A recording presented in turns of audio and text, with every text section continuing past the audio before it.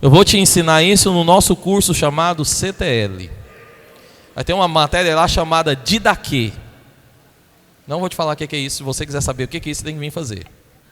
E nessa matéria eu vou te ensinar de onde originou Natal, Páscoa, como que surgiu, como que aconteceu, como que foi distorcido dessa maneira. Vou te explicar tudo. Mas o Natal é algo também distorcido. Papai Noel é o símbolo do Natal, que é um negócio assim tão baixo. Isso tudo para disfarçar e para tirar da nossa mente, da nossa cabeça, qual é o verdadeiro significado. Para muitos o verdadeiro significado do Natal é só uma ceia, é só comida, ou é só um presente. Mas o verdadeiro significado do Natal não é isso. O verdadeiro significado do Natal é o nascimento do Salvador. E é isso que eu quero explicar para você hoje. O verdadeiro significado do Natal é o nascimento de um Salvador. É o nascimento daquele que nos resgatou, nos salvou, que fez aquilo que ninguém pôde fazer por nós. É porque quando você olha para você mesmo, para a sua vida, ou para as realidades que você viveu, você ainda não consegue enxergar mais adiante. Você talvez não consegue ver todo o contexto de um modo geral. Hoje eu quero mostrar para você, de um modo geral, o quão foi importante nascer o Salvador. Quão foi importante. Olha, irmãos, toda vez que nós passamos pelo Natal, nós temos que entender que o Natal é um sinal do céu, é um sinal de Deus para nós. Natal é o sinal que Deus prova para mim e para você o seu verdadeiro amor. Natal mostra o quanto Ele nos amou, enviando um Salvador, enviando, irmãos, é o próprio Deus. Quantos aqui já tiveram filhos? Quando você foi ter o seu filho, você organizou um quarto para ele? Eu lembro do meu primeiro filho. A gente estava numa condição muito boa. Organizamos um quarto, colorimos o quarto, compramos um monte de coisa, ganhamos um monte de coisa. O primeiro filho, geralmente, né? Aquele, como diz, o primeiro é porcelana, não é isso, meu amor? Vidro. O primeiro é vidro, o segundo é o quê? Plástico. E o terceiro é de ferro.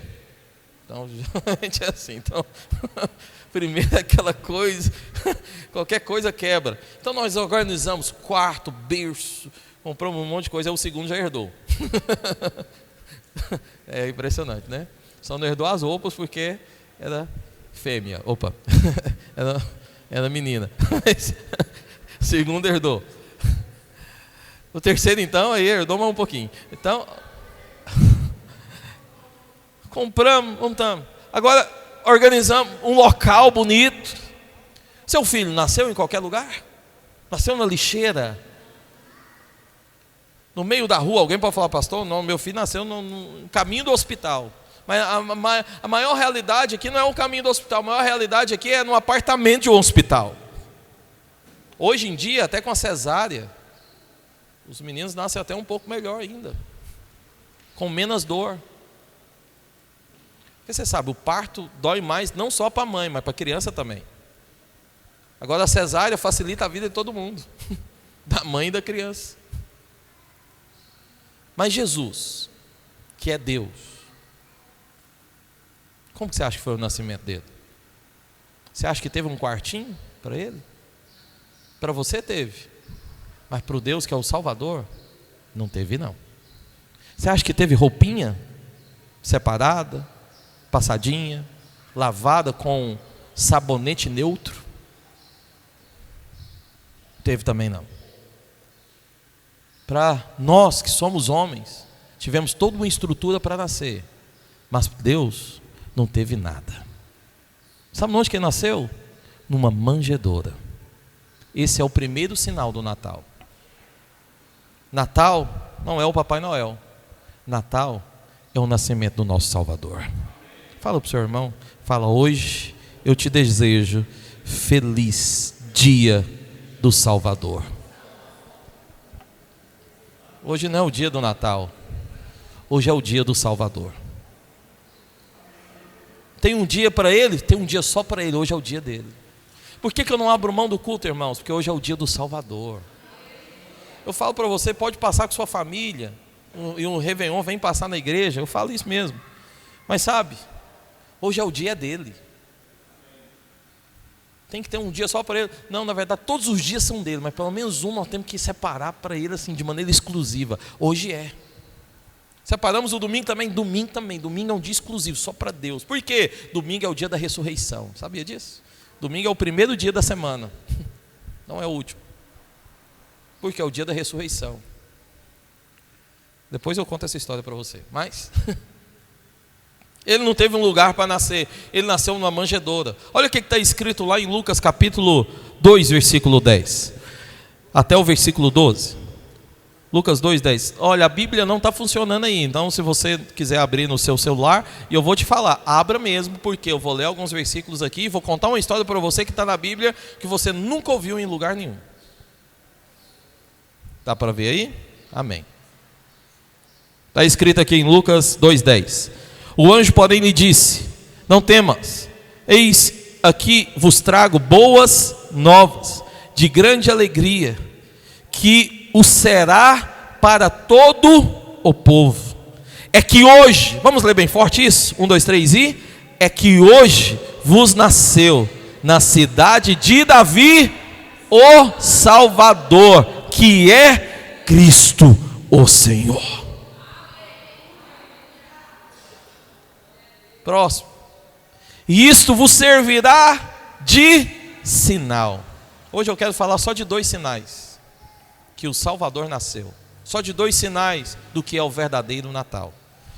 Isso vos será por sinal: encontrareis uma criança envolta em faixas e deitada onde, irmãos? Primeiro sinal, qual é? Manjedoura. Primeiro sinal do Natal é a manjedoura. E alguém pode perguntar: o quê? Como? De onde? Que história é essa? Então, vou te contar a história. Esse anjo, ele apareceu para os pastores.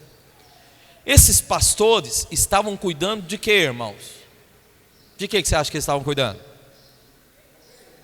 De que mesmo? De ovelhas, do seu rebanho. Isso estava onde? Em Israel. Israel é profético em tudo. Não vou entrar em detalhes. Mas estava lá em Israel.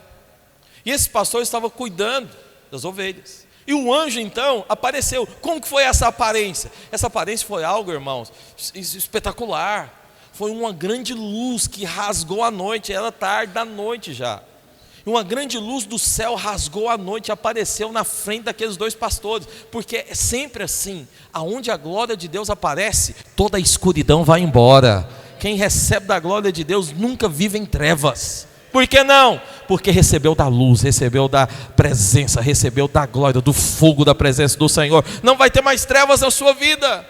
É por isso que eu falo que quem aceita Jesus não tem jeito. Sinais de mudança é demonstrado na vida dele, na vida dela. Por que tem sinais de mudança? Porque a luz entrou. Onde a presença de Deus chega, filho, não há espaço para trevas, para escuridão, para coisas ocultas. Chegou a presença. E na hora que essa luz chegou, toda a escuridão foi embora. Os pastores daquele momento ficaram maravilhados. Foi uma coisa espetacular. Só que esses anjos vieram da parte de Deus para trazer o quê? Boas novas. Chegou o dia, Kelly. Hoje é o momento. Hoje é o cumprimento da profecia. O Salvador nasceu. O diabo, por todas as maneiras, em todas as épocas, de todos os jeitos, tentou impedir isso. Se levantou contra vários homens de Deus. Se levantou contra várias pessoas para impedir o nascimento. Mas não teve jeito. Quando Deus quer fazer uma coisa, é certo, Ele vai fazer. Fala isso para o seu irmão. Fala: meu irmão, se Deus quer fazer algo na sua vida, pode esperar. Ele vai fazer. Você não entendeu, né? Eu vou melhorar. Se você é escolhido de Deus, presta bem atenção. Se você é escolhido de Deus, não adianta correr. Vai para onde você quiser. Ele vai fazer. Ele vai te pegar. Eu gosto dessa expressão, ele vai pegar, porque é Deus que te pega. Porque tem muita gente que pensa, eu que fui até Deus. Não, filho, você só veio porque ele te pegou antes. Está entendendo? Tem gente que está correndo de Deus, Josias, mas pode esperar que na hora que ele virar a esquina, vai topar direto com a cara do Senhor. Não tem como escapar. Quando Deus quer fazer, vai ser feito. O diabo tenta resistir, ele talvez até se levanta achando que venceu, mas mal sabe o diabo que até ele é usado por Deus. Porque quando Deus quer fazer algo, filho, até o diabo entra na roda. Tinha uma velhinha, muito mulher de Deus. Gosto dessa história. Se você sabe, me aguenta mais uma vez aí. Mas tinha uma velhinha, Yali, mulher de Deus, e ela estava orando para que Deus pudesse mandar sustento para ela, porque naquele dia ela não tinha nada em casa. Só que é a irmã do coque, da oração, isso é do sapatinho de fogo, que pregava com fervor. Você sabe que tem sempre aqueles que é boca do diabo, né? Aí o vizinho fofoqueiro do lado, boca do diabo, chegou na irmã e falou: mano, é você que devolve o dízimo, que é crente, está passando por dificuldades. E aí a irmã olhou para essa boca do diabo, porque teve uma pessoa enviada lá do quinto dos infernos. Você sabe que tem gente que sai do quinto dos infernos para atormentar a sua vida, né? E essa pessoa foi enviada do quinto dos infernos, da parte de Satanás, para levar algo para essa irmã.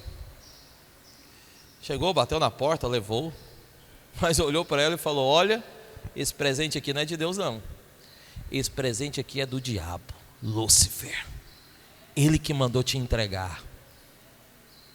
Tipo assim, tá vendo? Deus não cuida de você, mas o diabo pode cuidar, né? Foi tipo um tapa na cara. Essa irmã, cheia do Espírito, olhou para esse enviado do diabo, bem dentro dos olhos, Thaís, e falou: é assim mesmo que funciona. Quando Deus manda, até o diabo obedece. Você está entendendo? Nada pode atrapalhar o projeto de Deus da sua vida. O diabo está pensando que ele ganhou, mas mal sabe ele que ele está dentro da cerco, da mão de Deus, porque tudo que vai acontecer na sua vida vai cooperar para o seu bem. Tudo. Fala para o seu irmão isso, fala: tudo vai cooperar para o seu bem. Tudo. Diga para ele: esse ano vai ser ano de portas abertas para você como nunca houve em toda a sua história. Amém, Ellen? Então, nasceu. Só que aí, esse anjo falou para esses pastores, preste bem atenção. Esse anjo falou para esses pastores que o Salvador nasceu, que eles deveriam ir ao encontro desse Salvador. Só que não falou o local, não falou onde. Porém, esses pastores saíram ao encontro do Salvador. Veja bem, o anjo apareceu, não foi para anunciar o nascimento de um juiz, não foi para anunciar o nascimento de quem mais? De um grande economista, do novo presidente, do novo imperador da época. Não. O anjo apareceu para anunciar o nascimento de quem mesmo, irmãos? Do Salvador, do Cristo. Mas não falou onde, não falou em qual lugar. Mas esses pastores saíram. Vê lá, abra lá em Malaquias 5:2. Miqueias 5:2. Mas esses pastores saíram ao encontro, porque foram encontrar o Cristo. Mas impressionante, mesmo que o anjo não falou aonde o Salvador tinha nascido, os pastores encontraram. A pergunta que eu faço para você é: como que eles encontraram? De que maneira esses pastores encontraram esse Salvador? Porque o anjo não falou o local, não deu espaço, só falou que ele tinha nascido onde? Em uma manjedoura. Então, por que apareceu para os pastores? Porque provavelmente esses pastores conheciam a profecia. Há uma profecia falando sobre o nascimento do Salvador em Miqueias, que foi profetizado mais ou menos há 700 anos atrás. Era algo bem antigo, mas provavelmente esses pastores sabiam da profecia. E o que está escrito lá em Miqueias, capítulo 5, versículo 2: E tu, Belém, Efrata, pequena demais para figurar como grupo de milhares de Judá, de ti me sairá o que há de reinar em Israel. Preste bem atenção nessa palavra. Sairá aquele que vai fazer o que, irmãos? Reinar. Em qual cidade mesmo, irmãos? Belém. Belém. Israel é o país. Belém. Cujas origens são destes os tempos antigos, desde os dias da eternidade. Mas deixa eu te falar uma coisa. Você sabe qual é o significado de Belém? A cidade onde Jesus nasceu. Agora você vai entender por que ele nasceu em Belém. Olha, presta bem atenção, irmãos. Nada na Bíblia é por acaso. Tudo na Bíblia tem um sentido, se encaixa. Belém significa casa do pão. Belém significa casa do pão. Jesus é também simbolizado como o pão que desceu do céu. Lá em João, ele mesmo se titula como esse no Evangelho de João. Ele mesmo chega para os seus discípulos e para toda a multidão e fala: eu sou o pão que desceu do céu. Eu sou o pão da vida. Por isso ele tinha que nascer aonde? Belém. Por quê? É a casa do pão. No Velho Testamento, Deus deu para o povo dele um maná que descia do céu. Sabe quem é esse maná? Jesus. Por que é Jesus? Porque foi ele que desceu do céu e nasceu na onde? Em Belém, na casa do pão. Ele é o pão vivo que desceu do céu. Para que ele é o pão vivo, irmãos? Para alimentar você, para fortalecer você. Precisa de força? Só em Jesus você encontra. Precisa de ânimo? Só em Jesus você encontra. Eu e minha esposa, nós fomos visitar uma irmã que no nome de Jesus vai vir estar aqui conosco. Mas ela disse que estava sem força, estava frágil. Mas ela queria que alguém fosse lá orar por ela. E ela tinha chamado já vários, esperando por vários pastores, e ninguém foi. E uma irmã das nossas células passou o rádio para nós. Disse: pastor, tem alguém que precisa de uma visita. Vocês podem visitar? E eu respondi: que pergunta é essa? Meu Deus, esse tipo de pergunta você não faz para mim. Você pode visitar. Para mim é o seguinte: pastor, tem alguém precisando de uma visita. Que dia que você pode ir? Não é se eu posso, eu vou. Eu só quero saber qual é o dia. Quem é a pessoa? Só me manda o endereço. E eu falei: lógico, vamos. Saímos de casa, fomos visitar. Chegamos lá, ela falou: pastor, eu só precisava de alguém que viesse aqui para orar. Eu não estava pedindo nada. Eu não estava pedindo dinheiro, não estava pedindo ajuda, só estava pedindo oração. E ela acrescentou: porque eu sei que só Jesus pode me tirar. Ela falou: eu estou numa depressão forte por causa de algumas situações que aconteceram na minha vida. E eu disse para ela: você está tomando remédio? Ela disse: não. Eu falei: mas por que não? Ela: porque esse remédio não resolve. Eu falei: exatamente, vamos orar, você está precisando é de Jesus. Eu disse para ela: hoje mesmo você vai para a célula comigo. Ela: não, pastor, eu não sei não. Eu falei: eu não estou te perguntando, estou falando, você vai, veste a sua melhor roupa. Querer eu sei que você não quer, eu estou aqui só para te levar. Pastor, você falou assim, com todas as palavras. Você só precisa, porque o que você precisa é de Jesus, você já sabe disso, ela é mesmo. Ela entendeu, é o que você também precisa entender. Tudo que nós precisamos é de Jesus. Ele é o pão vivo que desceu do céu. É Ele que nos sustenta, Ele que nos guarda, Ele que nos protege, Ele que nos anima, Ele que nos fortalece, Ele que é o nosso remédio, Ele que é a nossa cura, Ele que é o consolo para as suas lágrimas. É Ele que vai enxugar dos seus olhos todas as suas lágrimas. É Ele que vai te dar força, é Ele que vai te habilitar, é Ele que vai te levar mais longe, é Ele que vai te prosperar, é Ele que vai te endireitar os caminhos, é Ele que vai te livrar do lamaçal do pecado. É Ele que é o seu sustento. Tudo que você precisa está em Jesus, amém ou não, meu irmão? Está em Jesus. Desiste de buscar em outro lugar, irmão. Ouça-me com amor e carinho, desiste disso. O problema do mundo afora é que eles ainda não descobriram isso. e estão buscando em um monte de lugar, mas no dia que eles desistirem de buscar em outro lugar e correr para Jesus, vão encontrar a solução. Desiste de outro lugar. Você que está aqui dentro da igreja junto comigo, numa igreja abençoada por Deus, desiste de procurar em outro lugar, vai buscar em Jesus. Amém? Amém mesmo? Seu amém ainda está fraco. Amém mesmo? Jesus, Ele é o pão. Por isso nasceu lá. Mas em Israel tinha muita manjedoura. Em Belém tinha muita manjedoura. Você sabe o que é a manjedoura? Manjedoura não é um berço chique não, meu irmão. Manjedoura é onde eles alimentavam os gado. É aquele negócio de pau ali, o coxo, como diz hoje, onde alimentava o gado. Sabe onde Jesus estava? No coxo, onde os gado eram alimentados. Você foi no bercinho bonito, mas Jesus foi lá no coxo. E você sabe o que Jesus tinha em volta dele? Uma faixa. Estava enrolado por uma faixa. Por quê, pastor? Vou te explicar daqui a pouco.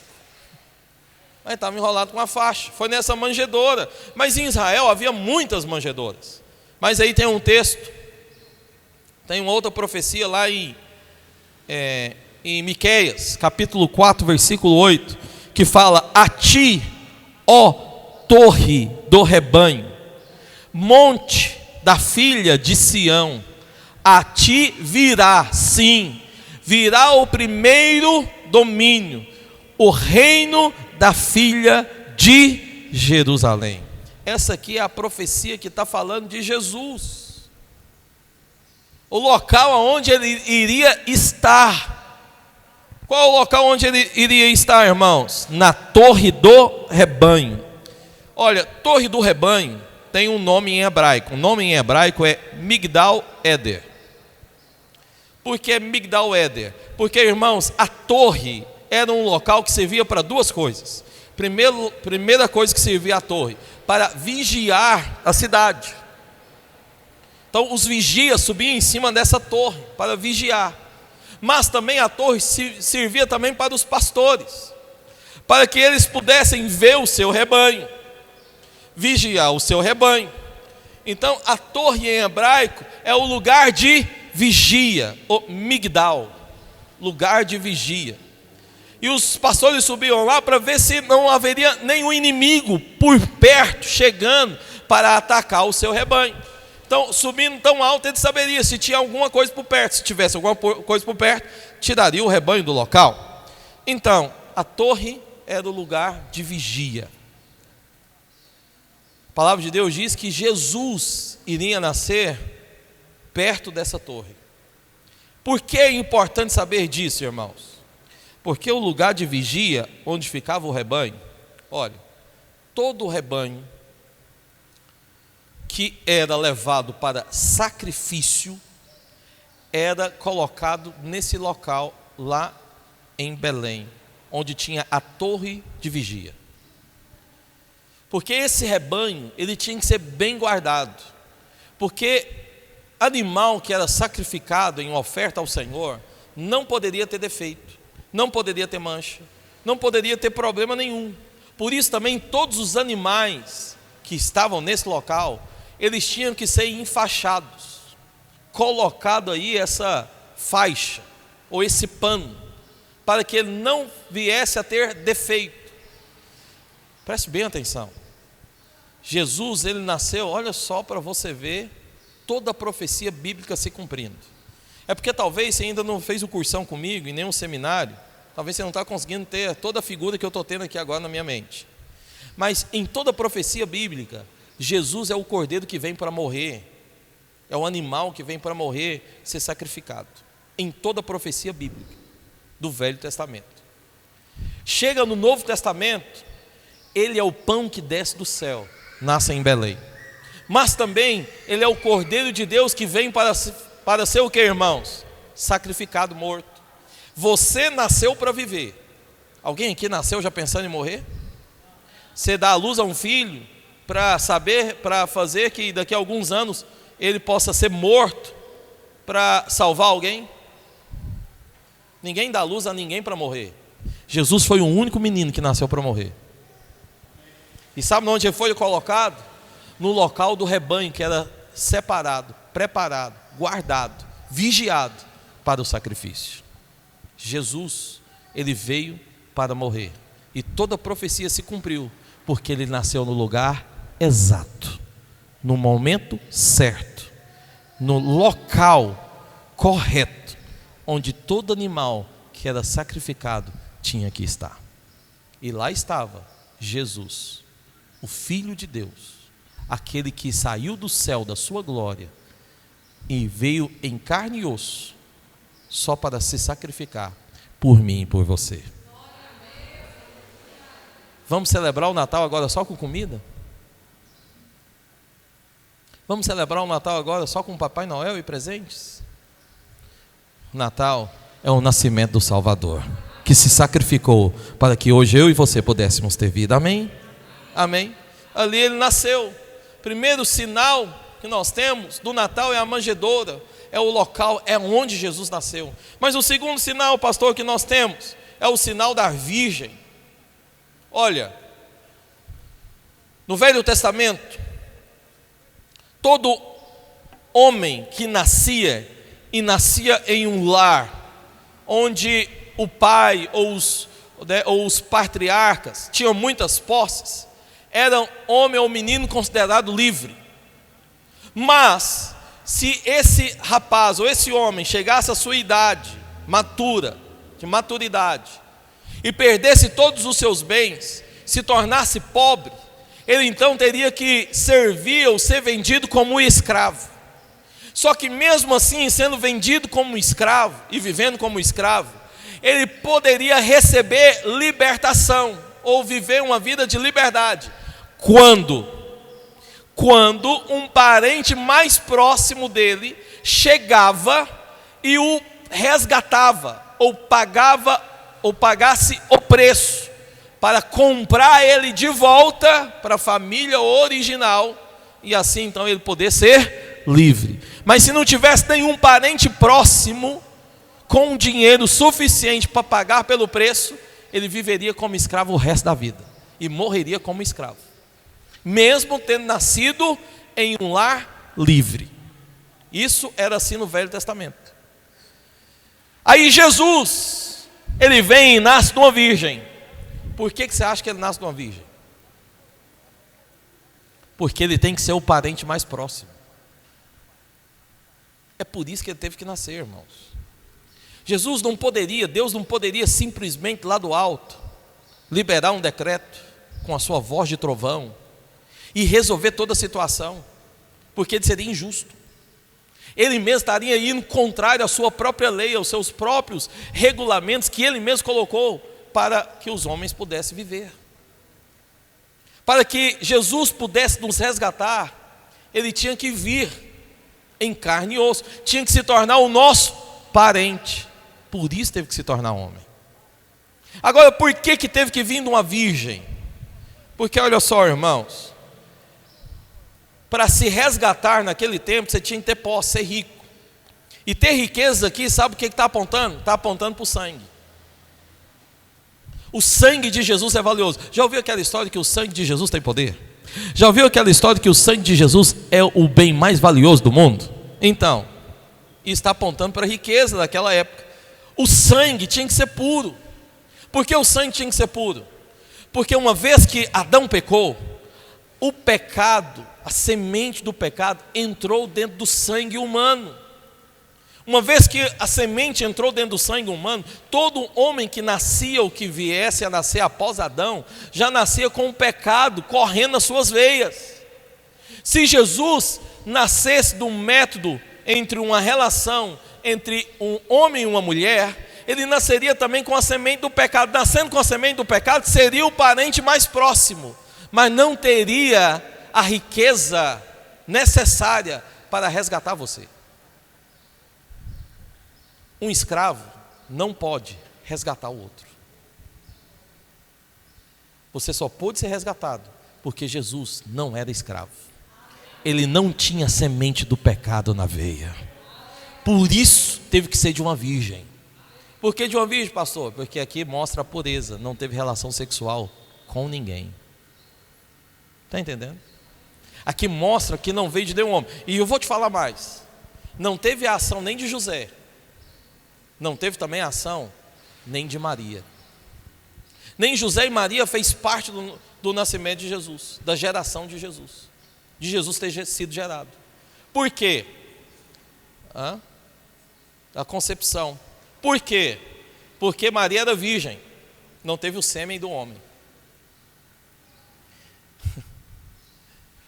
Mas Jesus foi colocado dentro da barriga de Maria por uma ação do Espírito.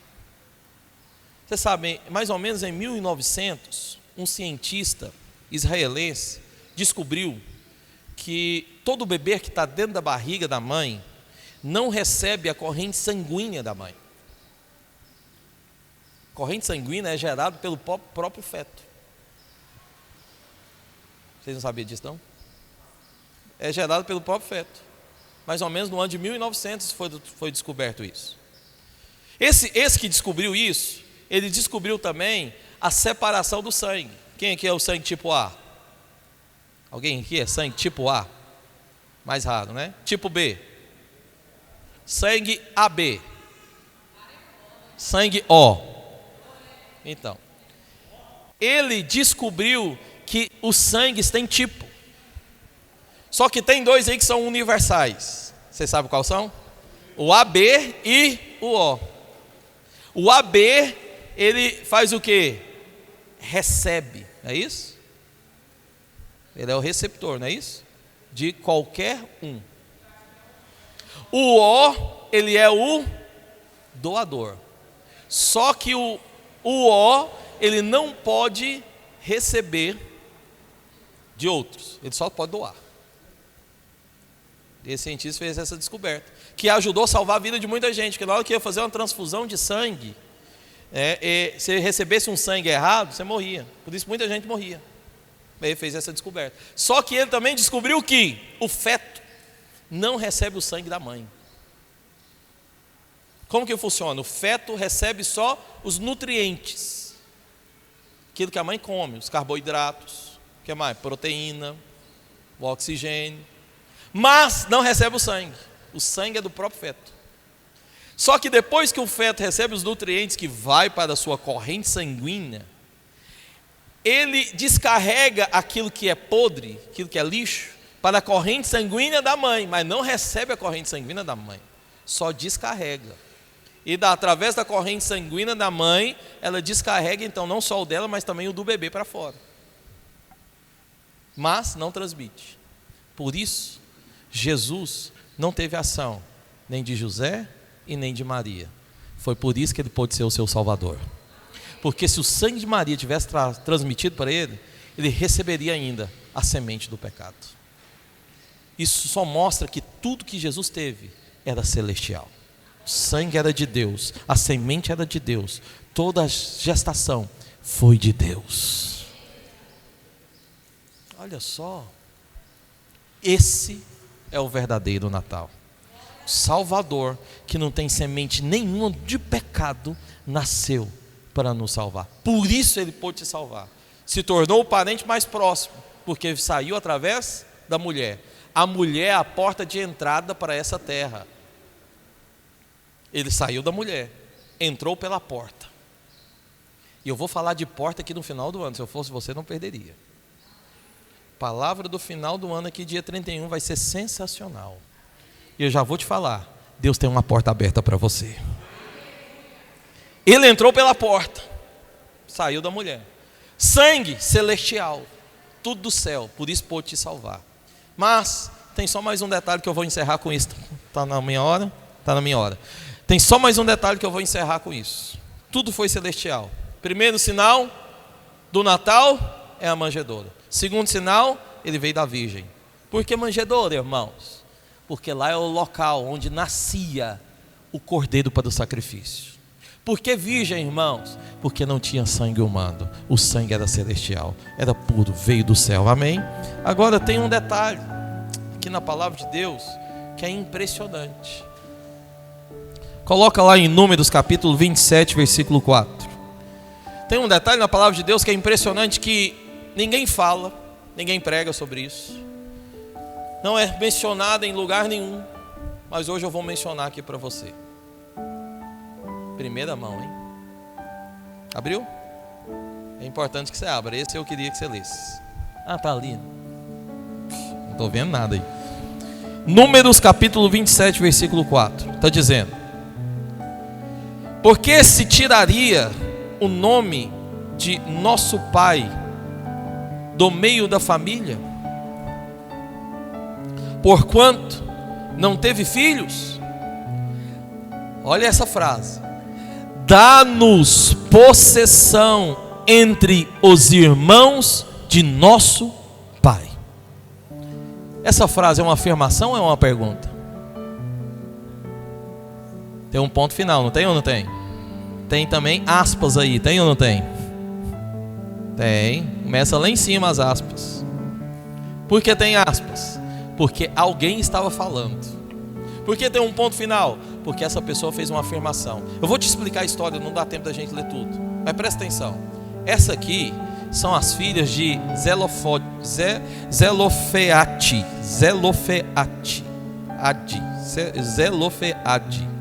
Meu Deus, que nome difícil.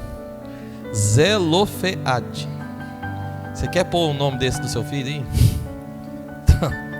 As filhas de Zelofeade, elas estavam indignadas com Moisés, bravíssimas. Por quê?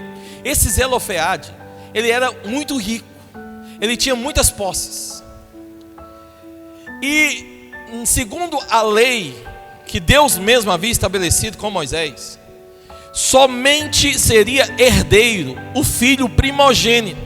O filho primogênito seria herdeiro da maior parte dos bens. O segundo filho seria herdeiro do restante. Mas as filhas não herdariam nada. As filhas só poderiam herdar se casasse com algum herdeiro. Está entendendo? Só que esse Zelofeade, ele morreu sem ter filho homem. Ele teve só 5 filhas mulheres. E morreu sem ter um filho homem.